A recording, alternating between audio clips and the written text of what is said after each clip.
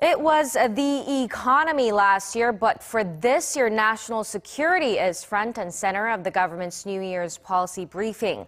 While the economy-related ministries are set to outline their plans today, the foreign and unification ministries have laid out plans to deal with North Korea to acting President and Prime Minister Hwang Kyo-ahn. Pressuring Pyongyang to give up its nuclear weapons program and targeting the regime's most vulnerable points make up the main focus of their blueprints for 2017. Connie Kim starts us off. The main focus of South Korea's security policy for 2017 will be to continue pressuring North Korea over its nuclear weapons program. Prime Minister Hwang Kyo-ahn, the current acting president, was briefed on Wednesday by the Foreign Affairs and Unification ministries on their blueprints for the new year, which focus on cooperation with the nation's allies and targeting Pyongyang's weakest points in order to bring about change. 북한은 도발 위협과 평화 공세의 반복을 통해서 대한민국 흔들기에 집중하고 있습니다.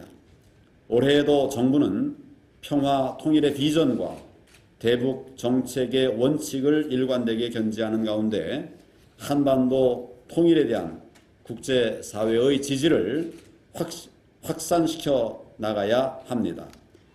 South Korea will continue to limit North Korea's access to funds through an export cap on its coal and minerals, as stated in the latest UN resolution, and seek to persuade other nations to impose unilateral sanctions on the North.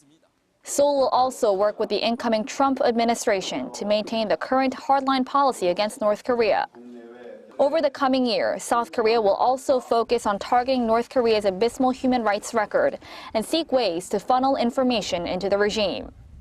Seoul says it'll bring up the issue of holding Kim Jong-un responsible for the regime's human rights abuses and seek to shed more light on the awful conditions endured by North Korean workers abroad. These activities are expected to intensify this year when South Korea launches a planned North Korean Human Rights Foundation. Reunification will be another focus for Seoul this year. South Korea plans to work on reviewing the status of separated families, educating students about reunification, and holding commemorative events on dates of historical significance. With these plans as a guide, the administration is seeking to keep up the pressure on North Korea while also laying a foundation for reunification. Connie Kim, Arirang News.